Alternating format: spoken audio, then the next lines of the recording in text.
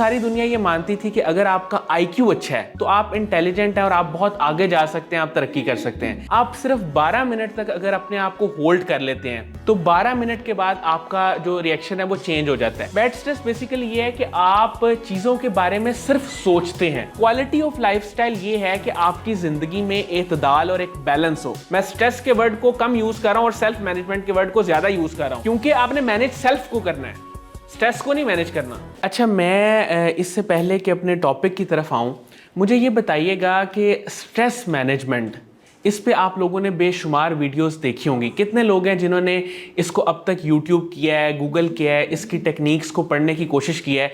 वो लोग hand raise करें।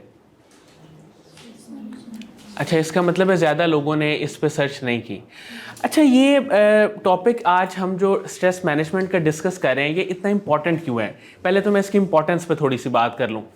ऐसा है कि हम बहुत बड़े बड़े टॉपिक्स पे जंप कर जाते हैं। फॉर एग्जांपल, हम सेल्फ डिस्कवरी की बात करते हैं, हम MBTI की बात करते हैं, हम अपनी पर्सनैलिटी असेसमेंट की बात करते हैं। लेकिन उससे पहले ना एक बड़ी बेसिक चीज़ है। अगर आप इमोशनली कंपोज्ड नहीं हैं और इमोशनली इंटेलिजेंट नहीं है, ये दो टर्म्स आप लोगों ने सुनी हुई है पहले, इमोशनली कंपोज्ड होना या इमोशनल इंटेलिजेंस, जिसे IQ कहते हैं। आपको पता होगा कि पहले ज़माने में, यानी कि आज से अगर कुछ 15-20 साल पीछे चले जाएं, तो सारी दुनिया ये मानती थी कि अगर आपका IQ अच्छा है, यानी आपका इंटेलिजेंस कोशेंट अच्छा है, तो आप इंटेलिजेंट हैं और आप बहुत आगे जा सकते हैं, आप तरक्की कर सकते हैं। लेकिन अब पिछले तकरीबन 15 साल से या 10 साल से ये रिसर्च ने साबित किया है कि वो लोग जो इमोशनली इंटेलिजेंट हैं, यानी कि उनको पता है कि अपने इमोशंस को किस तरह चैनलाइज करना है, किस तरह अपने आप को कंपोज्ड शो करना है, किस तरह अपने इमोशंस को कहाँ पे कितना रिएक्ट करना है, कितना रिस्पॉन्स देना है, किस तरह बिहेव करना है, जिन्होंने इस आर्ट को सीखा हुआ है और जिनके अंदर सोशल जीनियस है। सोशल जीनियस बेसिकली आपकी इमोशन से ही बनती है ना। अगर आप लोगों के साथ, आपका इंटरेक्शन है, लोगों के साथ आप मिलते हैं और आपको यही नहीं पता कि मैंने कौन से अपने इमोशन को शो करना है और कितने वक्त के बाद शो करना है। फॉर एग्जांपल, एक लेटेस्ट जो है वो रिसर्च है, वो ये कहती है कि अगर आपको शदीद गुस्सा आया हुआ है, आप शदीद जिसे कह लें कि एक एंगर की स्टेट में है, आप सिर्फ 12 मिनट तक अगर अपने आप को होल्ड कर लेते हैं और कोई रिएक्शन नहीं देते, तो 12 मिनट के बाद आपका जो रिएक्शन है वो चेंज हो जाता है। क्योंकि वो एक जो एंगर की एक्सट्रीम होती है, उससे आप थोड़ा सा बाहर निकल आते हैं और उसके बाद आप थोड़ा सा लॉजिकली सोच के वो किसी बंदे को जवाब देते हैं या उसके साथ बात करते हैं। तो ये जो है ना बेसिक एक कॉन्सेप्ट है। अच्छा, स्ट्रेस मैनेजमेंट की ना, स्ट्रेस मैनेजमेंट थोड़ा सा वर्ड सुन के ऐसा लगता है कि किसी बंदे को स्ट्रेस है तो वो उसको मैनेज करने की कोशिश कर रहा है, हालांकि ऐसा नहीं है। बेसिकली एक टर्मिनोलॉजी है सेल्फ मैनेजमेंट। तो जिसकी सेल्फ मैनेजमेंट ठीक नहीं है, जिसने अपनी लाइफ में, अपने लाइफस्टाइल में, अपनी जिंदगी में एतदाल को कायम नहीं रखा। एतदाल मीन एक बैलेंस। अब वो बैलेंस आपके स्लीपिंग पैटर्न्स में भी हो सकता है, वो बैलेंस आपकी डाइट में भी हो सकता है, वो बैलेंस आपकी रूटीन में और इस चीज़ में भी हो सकता है कि आपका स्क्रीन टाइम कितना है। फॉर एग्जाम्पल, अगर किसी का बैलेंस इस तरह से आउट है कि वो 2 या 3 घंटे सो रहा है, तो इट मीन्स कि उसकी सेल्फ मैनेजमेंट ठीक नहीं है। और अगर एक बंदा है वो खाना बहुत ज़्यादा खा रहा है, या वो टाइम पे नहीं खाता, बहुत ज़्यादा खाता है, टाइम पे नहीं खाता, या बहुत कम खाता है, उसकी स्लीपिंग साइकिल डिस्टर्ब है, उसका ईटिंग पैटर्न डिस्टर्ब है, तो इसका मतलब है कि उसकी सेल्फ मैनेजमेंट ठीक नहीं है। उसने अपने माइंड की रिक्वायरमेंट को, अपनी बॉडी की रिक्वायरमेंट को समझा ही नहीं। तो जब उसने ये चीज़ नहीं समझी, तो अल्टीमेटली इसका नतीजा ये निकलता है कि वो लैक ऑफ सेल्फ मैनेजमेंट का शिकार हो जाता है और फिर वो कहता है कि मुझे स्ट्रेस हो रही है। तो बेसिकली स्ट्रेस तब होती है जब आपकी सेल्फ मैनेजमेंट ठीक नहीं होती, और सेल्फ मैनेजमेंट आपकी ठीक होती है चंद चीज़ों से, उसकी तरफ मैं अभी आऊँगा। अच्छा, स्ट्रेस की जब हम बात करते हैं ना, तो इसमें 2 चीज़ें बड़ी इंपॉर्टेंट हैं। आप जब भी कहीं पे स्ट्रेस लिखेंगे, कोई स्लाइड्स पढ़ेंगे, कोई इस पर कंटेंट देखेंगे, तो उस पर 2 चीज़ें आपको मिलेंगी। एक होगी गुड स्ट्रेस और एक होगी बैड स्ट्रेस, यानी पॉजिटिव स्ट्रेस और एक नेगेटिव। अब आप कहेंगे पॉजिटिव स्ट्रेस कौन सी है? कितने लोगों को पॉजिटिव स्ट्रेस का पता है? किसी को भी नहीं पता। अच्छा, पॉजिटिव स्ट्रेस ये होती है कि अगर आपने कल कोई इवेंट अटेंड करना है, फॉर एग्जांपल कल आपने कोई शादी अटेंड करनी है, या कल आप में से किसी का कोई एग्जाम है, आप आज सोचते हैं कि कल मेरा एग्ज़ाम है या हफ्ते बाद मेरा एग्ज़ाम है या महीने बाद मेरा एग्ज़ाम है, तो मुझे इसकी एक प्रिपरेशन करनी चाहिए। अगर मैं इसकी प्रिपरेशन नहीं करूँगा तो at the end of the day, यानी कि जब एग्ज़ाम करीब आ जाएगा, तो मैं फिर उस वक्त मुझे रश करनी पड़ेंगी चीज़ें, यानी कि मुझे जल्दी जल्दी में काम करना पड़ेगा। उससे होगा ये कि मैं भी इफेक्ट होऊंगा और काम भी इफेक्ट होगा और रिजल्ट्स भी अच्छे प्रोड्यूस नहीं हो सकेंगे। यहां तक मेरी बात क्लियर है? तो पॉजिटिव स्ट्रेस ये है कि आप किसी इवेंट की, किसी एग्जाम की प्रिपरेशन करते हैं, उस प्रिपरेशन के लिए आप सोचते हैं। जाहिर है कि अगर मैं आपको कहूं कि आपका एक हफ्ते बाद हम एक एग्जाम ले रहे हैं, उस एग्जाम के रिजल्ट पे हम चूज करेंगे कि किसको प्राइज देना है, तो आप लोग सोचेंगे ना कि उसकी हमने कैसे प्रिपरेशन करनी है, उसमें क्या टॉपिक्स होंगे, उसमें सिलेबस क्या है, उसमें करिकुलम क्या है, उसमें किन चीज़ों पे आप बात करना चाह रहे हैं, उस पर आप क्या सवालात पूछेंगे। तो ये जो सारी आपकी क्यूरियोसिटी है, बेसिकली तो ये थोड़ी सी स्ट्रेस है, लेकिन ये पॉजिटिव स्ट्रेस है क्योंकि आप प्लानिंग के जरिए उसको मैनेज करने की कोशिश कर रहे हैं। अच्छा, नेगेटिव स्ट्रेस जो कि हमारे टॉपिक से आज रिलेट करती है, जिस पे हम सारी बात करेंगे, पॉजिटिव स्ट्रेस को मैं यहीं पे पार्क कर रहा हूं। यानी कि इसका रोल सिर्फ इतना है कि आप कोई काम करना चाहते हैं, आप उसकी वक्त से पहले प्लानिंग कर लेते हैं, तो वो स्ट्रेस आपके लिए बहुत अच्छी है।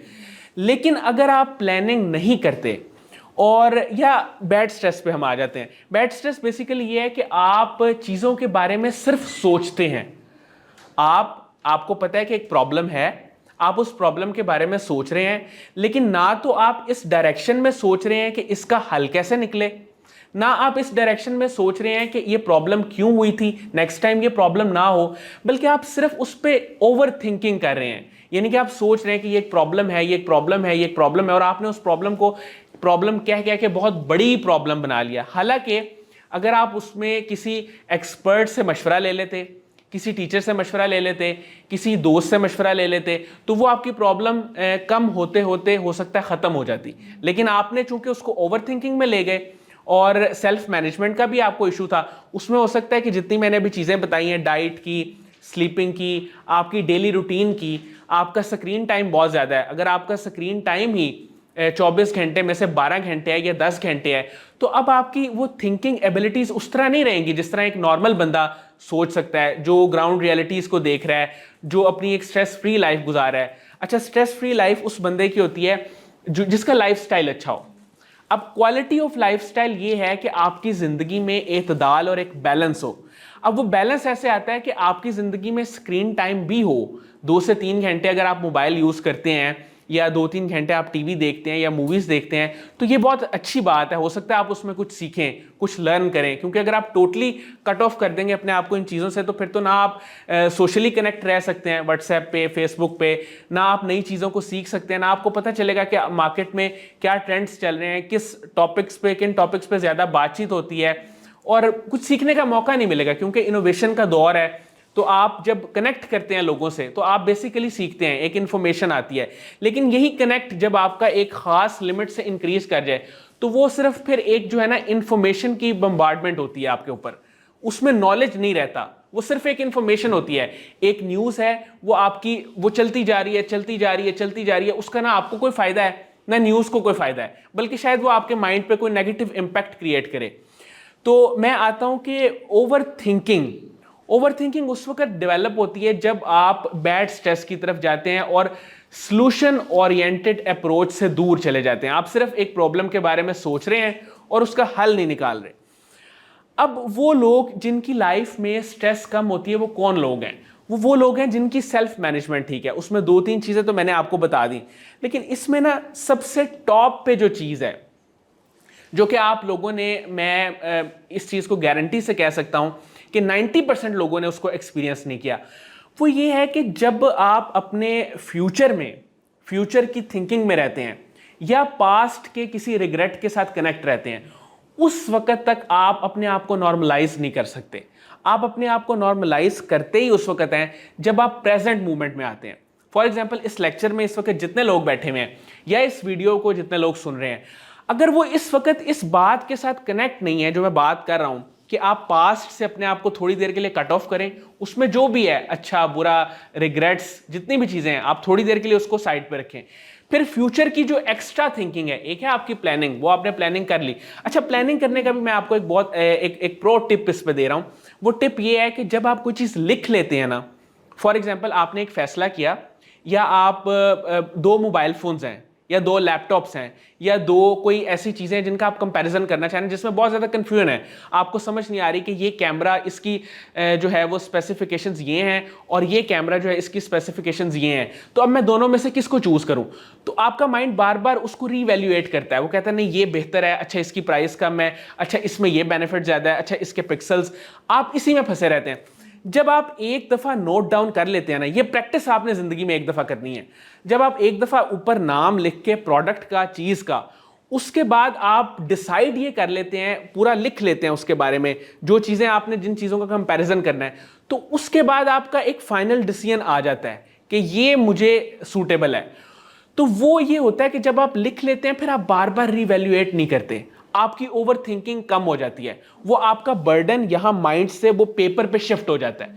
उसके बाद फिर आप जब भी उस पर बात करते हैं, आप कहते हैं ये देखिए मैंने सारा कैलकुलेट करके ये मैंने नतीजा निकाला है कि ये वाला कैमरा जो है ना वो बेहतर है, और वो बल्कि कोई आपसे पूछे उसके लिए भी आसानी एक पैदा हो जाती है। तो ये एक टिप थी कि जब आप किसी चीज को नोट डाउन कर लेते हैं, लिख लेते हैं, तो वो आपका जो माइंड का मसला ये होता है कि माइंड बार बार जंप करता है। माइंड चाहे वो रिलेशनशिप्स हो, आपने कोई रिलेशनशिप अगर खत्म कर दिया है, किसी के साथ आपका रिलेशनशिप था, बहुत अच्छा था, दोस्ती थी, आप इसको नेगेटिव रिलेशनशिप में ना लेके जाइएगा, दोस्ती भी अगर आपकी किसी के साथ बहुत अच्छी थी, आपने वो खत्म कर दी है किसी भी वजह से, तो जाहिर है उस वक्त आपने कुछ सोच के वो फैसला किया होगा ना, लेकिन आपने चूंकि उसको नोट नहीं किया, तो आपका माइंड आपको फिर कहता है नहीं यार इसमें ये अच्छा भी तो था, ये बुरा भी तो था, तो आप उसको फिर से रीइवैल्यूएट करते हैं। तो मैं वापस आता हूं अपनी बात की तरफ कि जो लोग प्रेजेंट में नहीं रहते वो ग्रेटिट्यूड से दूर हो जाते हैं। ये बड़ा इंपॉर्टेंट फिक्रा है कि जो है ना, हासिल की नाकदरी और ला हासिल की जुस्तजू आपको जो है ना वो स्ट्रेस में ले जाती है। हासिल की नाकदरी और ला हासिल की जुस्तजू आपको स्ट्रेस में ले जाती है। तो जो आपके पास अभी है, जो अभी इस वक्त प्रेजेंट मोमेंट में आपके पास कितनी चीजें हैं, फॉर एग्जांपल अगर हम बिल्कुल बेसिक पे चले जाएं, ये mobile phones, television, laptops, car के न्यू मॉडल्स, ये सब चीजें तो अब आई हैं ना, अगर हम बिल्कुल अपनी बेसिक चीजों पे चले जाए ना, तो वो ऑलमोस्ट हर इंसान के पास है। अब बेसिक चीजें क्या थी? बेसिक चीजें ये थी कि एक घर होना चाहिए, एक छत होनी चाहिए जिसके नीचे आप रह सकें। आप में से मैं गारंटी से कह सकता हूं, और जो वीडियो में भी देख रहे हैं बहुत सारे लोग, कोई ऐसा नहीं होगा कि जिसके पास घर ना हो। बहुत कम रेयर 1 या 2% लोग ऐसे होंगे कि जिनके पास अपना घर ना हो। दूसरी चीज ये है कि खाने को फूड आपके पास ना हो, ऐसा भी नहीं है, आपके पास घर भी है, आपके पास फूड भी है। तो ये 2-3 चीजें ऐसी हैं जो बिल्कुल आपकी बेसिक नेसेसिटीज ऑफ लाइफ हैं, जो अगर किसी के पास नहीं है और वो फिर स्ट्रेस में है, तो इट मेक सेंस। वो समझ आती है कि भाई आपके पास घर ही नहीं है, आपको पता ही नहीं मैंने रात को जाना किधर है, मैंने सोना किधर है, तो फिर तो आपकी स्ट्रेस की कोई सेंस बनती है। लेकिन अगर आपके पास घर है, आपके पास मिनिमम रिसोर्सेज हैं, आपके पास फूड है, आपके पास कुछ ऐसे लोग हैं, पेरेंट्स हैं, सबसे बड़ी नेमत, ये इतनी बड़ी नेमत है, इतनी बड़ी नेमत है पेरेंट्स। ये मैं, आप लोग चूंकि यंगस्टर्स यहाँ पे बैठे हुए हैं, तो आप लोग शायद समझते हैं, ये मेरा जुमला आप कहीं पे लिख लीजिएगा, आप लोग समझते हैं कि शायद दोस्त, शायद फ्रेंडशिप्स, शायद रिलेशनशिप्स, शायद जो आपके खुद साख्ता बनाए हुए जो एक ताल्लुकात हैं वो वैल्यूएबल हैं। नहीं, आपको एट द एंड, मतलब आज से 10 साल बाद, 15 साल बाद इस चीज़ का एहसास होगा कि जो वैल्यू आपके पेरेंट्स ने आपकी लाइफ में ऐड की है, या आपके जो अच्छे रिलेटिव्स हैं उन्होंने आपकी ज़िंदगी में जो लाइफ ऐड की, जो वैल्यू ऐड की है, वो उससे कई ज़्यादा गुना बेहतर है और कई ज़्यादा गुना वैल्यूएबल है जो कि एक दोस्त ऐड कर सकता है। क्योंकि वो आपका एक रिश्ता होता है और वो सिर्फ सोच ही इस एंगल से रहे होते हैं कि किस तरह आपको बेनिफिट देना है। दुनिया में आप कहीं पे भी चले जाएं, कोई भी हो, चाहे वो आपका कोई सो कॉल्ड मेंटोर हो, अगर किसी की नीयत बहुत अच्छी है, मैं इस पे किसी को स्पेसिफाई नहीं कर सकता, लेकिन आम तौर पे यही होता है कि जब भी आप किसी के साथ कोई बात करते हैं तो वो गिव एंड टेक में होती है। आप उसे क्या देंगे, वो आपको क्या देगा। लेकिन पेरेंट्स एक ऐसा रिश्ता है जहां पे आप, वो सिर्फ गिविंग एंड पे ही होते हैं।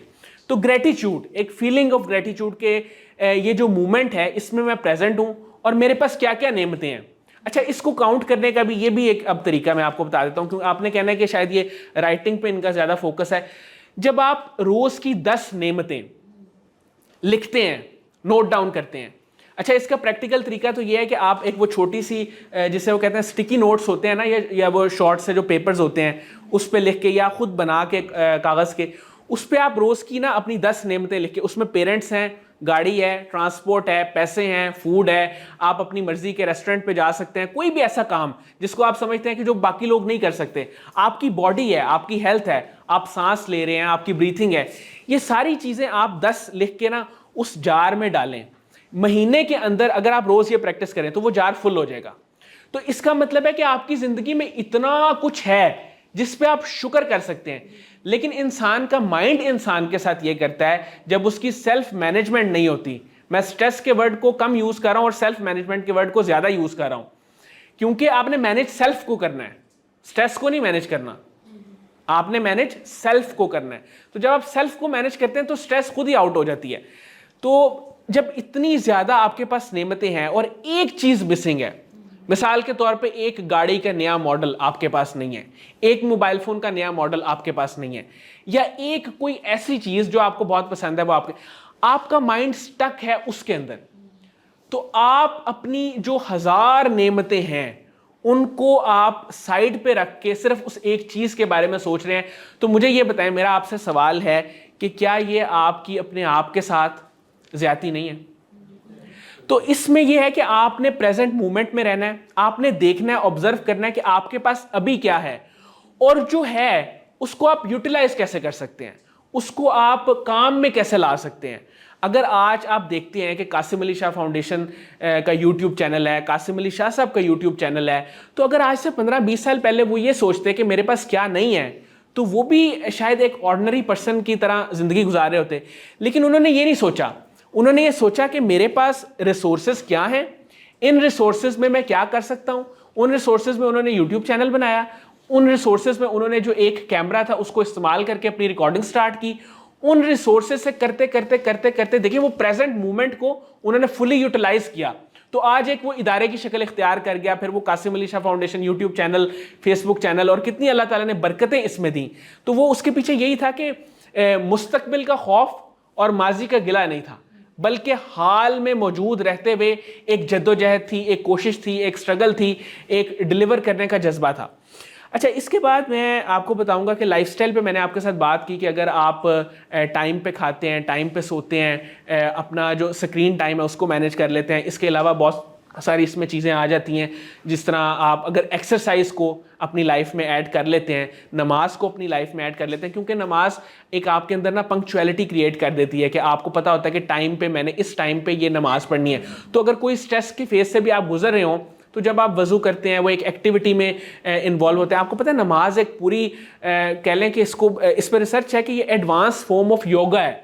वो इस वजह से है कि आप उसमें नमाज में आप एक हालत में नहीं रहते। आप अगर क़याम में है तो ऐसा नहीं कि आप सिर्फ क़याम में हैं, आपने उसमें रुकू करना है, सजदा करना है। तो वो चेंज जो है ना वो इसीलिए होती है कि आप एक दफ़ा फ्रेश हो जाएं, आप एक दफ़ा अपने जो है वो मुस्तकबिल से और माजी से कट जाएं। लेकिन बहुत सारे लोग ऐसे हैं जो नमाज में भी कंसंट्रेट नहीं करते। तो ये मेरा एक मशवरा है कि जो नमाज पढ़ते हैं, बहुत सारे लोग, मुझे उम्मीद है आजकल तो रमज़ान है, रमज़ान में तो लोग वैसे ही रेगुलर पढ़ते हैं और वैसे भी पढ़ते हैं, तो उनको चाहिए वो फोकस अपना मेंटेन करें, वो अपना ध्यान थोड़ा सा उसमें ना। हम इतनी सारी मेडिटेशंस करते हैं, हम इतनी सारी वीडियोस देखते हैं, वो इतने महंगे महंगे कोर्सेज होते हैं, तो अगर आप नमाज कंसंट्रेशन के साथ पढ़ लें, फोकस के साथ पढ़ लें, तो इससे आपका फोकस भी इंक्रीज होगा, आपकी मेमोरी जो है वो भी बढ़ेगी, आपका माइंड भी रिलैक्स होगा, और जो गैर ज़रूरी ख्यालात हैं वो वैसे ही आपके माइंड से निकल जाते हैं। अच्छा, फिर लाइफस्टाइल पे मैंने बात कर ली, उसमें एक्सरसाइज आ जाती है। एक्सरसाइज इसलिए इंपॉर्टेंट है क्योंकि हेल्थ इश्यूज आजकल बहुत ज़्यादा हैं। आप देखते हैं कि जो बीमारियां आज से यानी कि 60 या 50 ईयर्स के लोगों में थीं, आज वो पीछे आते आते 35-40 की उम्र के लोगों में आ गई हैं। तो ये इसके लिए ज़रूरी है कि आप अपना एक रूटीन ऐसे सेट करें, दिन में कोई 45 मिनट, आधा घंटा, 20 मिनट, जिसमें आप कोई वॉक करें, कोई एक्सरसाइज करें, ताकि आपकी बॉडी रिफ्रेश हो। ये बड़ा इंपॉर्टेंट है, खासतौर पे यंग लोगों के लिए तो बहुत इंपॉर्टेंट है, वैसे तो हर एज के लिए इंपॉर्टेंट है। फिर उसके बाद तीसरी चीज़ ये है कि जिन लोगों में आप उठते बैठते हैं, जो आपका एक सर्कल है, जो आपके फ्रेंड्स हैं, जो आपके रिलेटिव्स हैं, आपके दोस्त हैं, उनमें आप उन लोगों का इंतखाब करें जिनसे आपने ज़्यादा मिलना है, जो आपको उम्मीद दें, जो आपको ये कहें कि आप ये काम कर सकते हैं, जो आपकी ज़िंदगी में कोई पॉजिटिव वैल्यू पैसे की शक्ल में नहीं, इस शक्ल में ऐड करें कि वो आपको समझाएं, आपको मोटिवेट करें, आपको कहें कि नहीं आपको ये ट्राई करना चाहिए, अगर ये अच्छा काम है यू शुड ट्राई इट, कम से कम इतना ज़रूर कहें। ऐसे लोग ना हो आपके इर्द गिर्द, ये टेस्ट है आपने खुद चेक करना है, जो कहें नहीं यार बस यार रहने दो, छोड़ो पर दफ़ा करो, या इसको भी रहने दो। ऐसे लोग आपकी उम्मीद छीन रहे हैं, क्योंकि जब आप अपॉर्चुनिटीज़ की तरफ जाएंगे, जब आप बार बार दरवाज़ा खटखटाएंगे तो फिर ही दरवाज़ा खुलेगा ना। तो ये उसमें सेकंड एक चीज़ आ जाती है। फिर ट्रैवलिंग बड़ा इंपॉर्टेंट एक एस्पेक्ट है आपकी, जो है ना एक मेंटल जो है वो रिलैक्सेशन, उसमें बहुत हेल्प करता है। और इसका सबसे बड़ा बेनिफिट यह है कि इससे आपका एक्सपोजर बढ़ता है। जब आप ट्रैवल करते हैं, अगर आप पाकिस्तान के अंदर ही ट्रैवल कर लें तो आपको पता चलेगा कि जो गिलगित में लोग रहते हैं उनका क्या कल्चर है, वहाँ के लोग किस तरह के दिखते हैं, वहाँ का कल्चर क्या है, वहाँ के लोग कैसे उठते बैठते हैं। मतलब डिफरेंट जो कास्ट हैं, डिफरेंट जो कम्युनिटीज़ हैं, उनके अपने अपने नॉर्म्स हैं, उनके अपने अपने कल्चर हैं। तो जब आप अपने अलावा दूसरों को देखते हैं तो वो आपका माइंड थोड़ा सा रिलैक्स होता है, फ्रेश होता है। वो कहता है अच्छा यार लोग इस तरह भी रहते हैं, लोग इस तरह भी गुजारा करते हैं, इतने मुश्किल जगह पे भी रह लेते हैं, मेरे पास तो इतनी सारी फैसिलिटीज़ हैं। तो ये एक उसमें बहुत ज़्यादा जो है ना वो इम्पॉर्टेंट रोल प्ले करता है। फिर आपका जो है ना इसमें एक बड़ी इंपॉर्टेंट चीज़ है कि वो लोग जो एक थॉट में फंसे रहते हैं, जिनको ये प्रॉब्लम है, उनको नींद भी नहीं आती, वो उसी थॉट के अंदर बार बार आ जाते हैं, वो घूम फिर के ना फिर उसी थॉट में आ जाते हैं। उनके अंदर बुनियादी तौर पे एक मसला होता है, वो ना तो भूलते हैं ना माफ़ करते हैं। तो जो लोग अपनी ज़िंदगी में दूसरे लोगों की गलतियों को माफ़ कर देते हैं और माफ़ करने के बाद उनकी गलतियों को भूल जाते हैं, माफ़ वो पाकिस्तानी वाला माफ़ नहीं कि मैंने तुम्हें माफ़ कर दिया लेकिन आज के बाद मुझे बुलाना ना, वो वाला माफ़ नहीं कह रहा मैं माफ़ वो वाला कह रहा हूँ जब आप दिल से किसी बंदे को माफ़ करने के बाद आप कहें कि मैंने आपकी गलती को टोटली इग्नोर कर दिया, आप बल्कि उससे ना भी कहें, आप अपने अंदर कम अज़ कम जो है ना वो आप ये क्लैरिटी आपके अंदर आ जाए कि मैंने इसको छोड़ दिया और भूल गया। जब ये दो चीज़ें आपने कर ली, आपने अपने आप को समझा लिया, अपने आप को कन्विंस कर लिया कि जितनी देर तक मैं इस थॉट को होल्ड करके रखूंगा, वो पानी के ग्लास वाली एक बड़ी अहम एग्जांपल है कि वो अगर उसको आप 2 मिनट होल्ड करके रखें तो आपके 5 मिनट 10 मिनट बाद दर्द शुरू हो जाएगी और घंटे बाद जो है वो आपको शायद हॉस्पिटल लेके जाना पड़ जाए, क्योंकि वो आपके क्रैम्प्स पड़ जाएंगे, आप बाजू नहीं अपनी हिला सकते अगर एक पोजीशन में आप अपनी कोई चीज़ होल्ड कर लें। तो थॉट भी बिल्कुल इसी तरह है। तो जब आप माफ़ कर देते हैं, अच्छा माफ़ भी हमारे तो मज़हब ने हमें इतनी आसानी दे दी है कि अल्लाह ताला कहता है कि तुम लोगों पे रहम करो, उसका मफहूम ये है बात का, तो मैं तुम पे रहम करूंगा। तो इसी सोच को आप देखते हुए अगर लोगों को माफ़ कर दें, उनकी गलतियों से दरगुजर करें, अगर कोई परफेक्ट नहीं है अपने काम में तो आप इस चीज़ को समझें कि अगर ये परफेक्ट नहीं है तो मैंने भी अपनी ज़िंदगी में बहुत सारे ऐसे काम किए जो परफेक्शन पे नहीं थे, तो मुझे भी लोगों ने माफ़ किया, मुझे भी लोगों ने एक्सेप्ट किया। और सबसे बढ़कर यह कि वो अल्लाह ताला जब मेरे इतने गुनाहों, मेरी गलतियों के बावजूद मुझे मौका दे रहा है अभी ज़िंदगी में रहने का, ज़िंदगी में पलटने का, उसकी तरफ रुजू करने का, तो फिर मैं लोगों के साथ छोटी छोटी बात पे क्यों उलझूं, मैं लोगों की छोटी सी गलती को अपने जहन में क्यों नोट डाउन करके रखूं, जो हालांकि नोट करने वाली चीज़ें दूसरी थी जो मैं पहले बता चुका हूं। अच्छा, उसके बाद फिर हम आ जाते हैं कि आपका जो बिलीफ सिस्टम है, बिलीफ सिस्टम का बड़ा इंपॉर्टेंट रोल है आपकी स्ट्रेस मैनेजमेंट से। और बीइंग अ मुस्लिम हमारा तवक्कल होता है अल्लाह की ज़ात पे कि आपने अपनी मैक्सिमम एफर्ट पुट की, उसके बाद जो भी रिजल्ट आया, अच्छा you are not responsible for result. ये चीज़ मैं आज आपको बता दूं कि किसी भी चीज़ के नतीजे के जिम्मेदार आप नहीं हैं, आप जिम्मेदार हैं एफर्ट पुट करने के और कोशिश के। अगर आपने अपनी एफर्ट नेक नियति से पुट किया है, नतीजा चाहे जो मर्जी निकले, वो आपका अमल बारगाह इलाही में कबूल है। तो इस यकीन के साथ आपने हर काम करना है और इस यकीन के साथ आपने हर दिन गुजारना है कि ये जो दिन आज मुझे मिला है, मैं ये समझ रहा हूं कि मैं इस दिन का लीडर हूं, लेकिन असल में इस दिन का लीडर, इस दिन का क्रिएटर, इस दिन का मालिक और इस दिन का तोहफा जिसने मुझे दिया है वो मेरा रब है। अब ये यकीन जिस बंदे के अंदर पैदा हो गया, मुझे बताएं कि वो क्या किसी का हक मार सकता है, वो किसी के साथ कोई ज्यादती कर सकता है, जिसे पता हो कि एक दिन तो मैंने ये बहुत बड़ी बात कर दी है, 1 घंटा और 1 घंटे में जितने मिनट हैं और उस 1 मिनट में जितने सेकंड हैं, उस सेकंड का भी जो करोड़वां हिस्सा है वो भी मेरे रब की रजा का मोहताज है। अगर उसकी रजा नहीं तो उसके एक हिस्से से आगे आपका सांस ना आगे जाएगा ना पीछे जाएगा। तो ये तवक्कल का आपका अगर लेवल हो तो फिर कौन सी स्ट्रेस, फिर कौन सी जो है परेशानी, कौन सी ओवर थिंकिंग, कौन सा बर्डन। तो ये चीज़ें आपने देखनी है कि वो मैंने जो बात की थी कि आप अपने दिन के, आप अपनी लाइफ के लीडर नहीं हैं। आप लीड रोल पे कभी कभी अपने आप को महसूस ज़रूर करते हैं, लेकिन असल में आप मैनेजर हैं। असल में आप मैनेज करते हैं चीज़ों को, अपनी तरफ से मैक्सिमम पॉजिटिव आउटपुट लाने की कोशिश करते हैं। ये इख्तियार आपको अल्लाह ने दिया है। अब आप मैंने लीडर आपको नहीं कहा तो आप ये ना समझिएगा कि इन्होंने तो कहा है कि भाई आपके पास इख्तियार ही कोई नहीं। आपके पास इख्तियार है, लेकिन वो मैंने इसलिए कहा है कि बाज़ औक़ात इंसान जो है वो अपनी बसात और अपनी इस्तात से आगे निकल जाता है और वो ये समझता है कि शायद मैं ही सब कुछ हूँ। तो ये मैं ही सब कुछ हूँ, ये सारी प्रॉब्लम्स की जड़ है। आप सब कुछ नहीं है, वो रब है जिसने आपको वक्त, मौका और मोहलत अता की है। अच्छा, इसके बाद जो है ना वो आखिरी एक चीज़ मैं आपके साथ वो शेयर कर दूँ, वो बड़ी इंपॉर्टेंट है कि जिन लोगों को स्ट्रेस का मसला है या जिन लोगों को ओवर थिंकिंग का प्रॉब्लम है या जिन लोगों को नींद नहीं आती, ये जो एक क्लिनिकल डिसऑर्डर है उसकी तो मैं खैर बात नहीं कर रहा, वो तो अपना चेकअप कराएंगे, वो कोई काउंसलिंग लेंगे, कोई थेरेपी लेंगे। लेकिन आम एक जो बंदा है उसे चाहिए वो ऑटो सजेशन करे। ऑटो सजेशन ये होती है कि वो खुद कलामी के ज़रिए वो अपने आप को बताए कि मेरी ज़िंदगी में, फॉर एग्जांपल आप में से किसी का नाम अगर मोहम्मद अहमद है तो वो कह सकता है कि मोहम्मद अहमद, तुम्हारी ज़िंदगी में बहुत कुछ अच्छा है, तुम्हारी ज़िंदगी में बहुत कुछ पॉजिटिव है, तुम्हारी ज़िंदगी में बहुत कुछ जो पॉजिटिव चीज़ें हैं वो नाम लेके वो अपने आप को गिनवा सकता है। तो वो ऑटो सजेशन के ज़रिए, खुद कलामी के ज़रिए अपने आप को बार बार इस बात का यकीन दिलाना होता है। देखिए, अल्लाह ताला की ज़ात रहमान, रहीम, करीम है, हय्यु क़य्यूम है, लेकिन हम जब उसका जिक्र करते हैं, उसकी तस्बीह करते हैं, उसके नामों को बार बार लेते हैं, तो ये बेसिकली हम अपने आप को भी, एक उसका वो बेनिफिट स्पिरिचुअल तो है, लेकिन हम अपने आप को, अपनी ज़ात को इस चीज़ का यकीन दिला रहे होते हैं कि वो ज़ात है। और जब आप ऑटो सजेशन के ज़रिए बार बार अपने आप को ये यकीन दहानी करवाते हैं कि उसके ये नाम है, मतलब अब जो स्ट्रेस में है वो अगर या सलामु कसरत से पढ़े, उसको ये यकीन हो जाए कि सलामती अल्लाह की तरफ से है, तो ये उसके लिए बड़ा एक पॉजिटिव इसका रिजल्ट निकलता है। खुद कलामी इस सेंस में कि आपने अपने आप को पॉजिटिव ऑटो सजेशंस देनी है। ठीक है, तो इसके साथ ही मैं इसको टॉपिक को क्लोज करता हूं। लास्ट बात मैं यही करूंगा कि आपने स्ट्रेस को मैनेज नहीं करना, आपने अपनी सेल्फ को मैनेज करना है।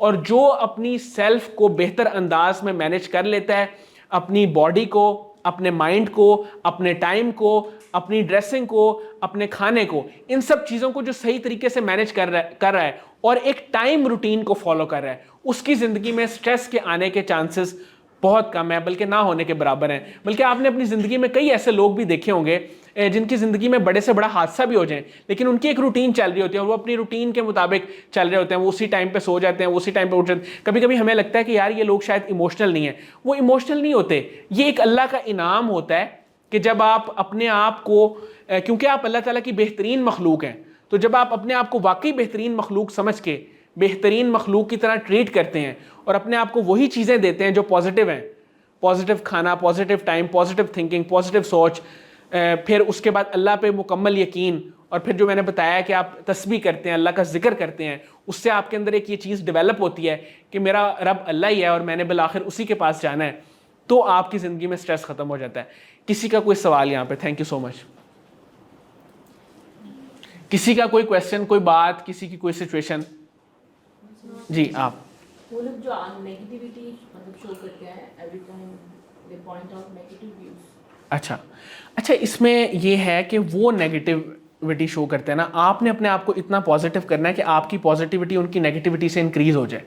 और वो पॉजिटिव करने के तरीके मैंने आपको 7-8 बताए हैं कि आप अपनी आप को मैनेज करें। जब आप मैनेज करेंगे, आपकी पॉजिटिविटी की वाइब्स दूसरे की नेगेटिविटी की वाइब्स से जब इंक्रीज कर जाएंगी, तो फिर उसका इफेक्ट आप पे नहीं होगा। कोई और सवाल? सर, एक होता है कि क्वेश्चनिंग अपने आप से होती है जी, कि जब आप हाँ, किसी सिचुएशन से ये बहुत इम्पॉर्टेंट चीज़ है। बल्कि मैं ये कहूँगा कि इंसान और जानवर में बुनियादी फ़र्क ये है कि इंसान अपने काम को रिफ्लेक्ट करता है। इंसान अपने काम को देखता है कि मैंने ये काम किया तो मैंने ये काम सही किया, गलत किया, इससे किसी को नुकसान तो नहीं हुआ। तो रिफ्लेक्ट करना तो बहुत एक अच्छी आदत है। तो अपने आप को क्वेश्चन करना, रिफ्लेक्ट करना, ये तो बड़ी कह लें कि अल्लाह ताला का इनाम है। अगर आप इससे बाहर निकल जाएं तो फिर तो आपकी ज़िंदगी में कुछ भी नहीं बचेगा। और कोई? हाँ जी सर, जिस तरह कुछ लोग डिग्रीज करते हैं या जी पढ़ते हैं, जी, उसके बाद उनको जॉब नहीं मिलती, वो सिचुएशन उनके लिए इस तरह की होती है प्रेशर? अच्छा मैं आपको एक बात बताऊं, ये बड़ी इंपॉर्टेंट बात है, इसको ना मतलब कह लें कि ये एक टिप भी है आपके लिए, बात भी है। जब आप किसी काम के लिए एफर्ट पुट करते हैं ना कंटिन्यूसली, तो कुछ टाइम ऐसा ज़रूर आ सकता है जिस टाइम में ना एक फ़ेज़ होता है मुश्किल, और हर मुश्किल के बाद आसानी है, ये तो हर आयत भी है। और लेकिन वैसे भी ये देखा गया है कि जब आप एक फ़ेज़ में से गुजर जाते हैं, एक तो ये होता है कि वो फ़ेज़ आपको कुछ ना कुछ सिखा रहा होता है, उसमें आप बहुत सारी चीज़ें सीख जाते हैं। मिसाल के तौर पे आपने अपनी एक सीवी बनाई, आपने उस सीवी के साथ अप्लाई किया, तो किसी स्टेज पे आके आपको पता चला कि यार मेरी तो सीवी में ये 4-5 गलतियां थी, जिसकी वजह से ना लोगों को समझ नहीं आ रही कि मैं करना क्या चाह रहा हूँ। आपने उसको अपडेट कर लिया। अब ये क्या हुआ कि वक्त के साथ आपकी एक लर्निंग भी हो गई, और वो एक जो डिफ़िकल्ट फेज़ है ना, आप उसमें से गुजर के एक वक्त ऐसा आएगा कि आपको जॉब भी मिल जाएगी। ये नहीं हो सकता कि किसी को 10 साल ही जॉब ना मिले, ऐसा बहुत कम हुआ है। जो लोग एफर्ट पुट करते रहते हैं, अपनी सीवीज़ मुख्तलिफ जगह पर ड्रॉप करते रहते हैं, और ना उम्मीद नहीं होते, दुआ भी करते हैं और उसके साथ साथ एफर्ट करते हैं और अपने आप को अपडेट करते हैं, उन लोगों का मसला हल हो जाता है। और कोई सवाल? ठीक है जी, थैंक यू सो मच।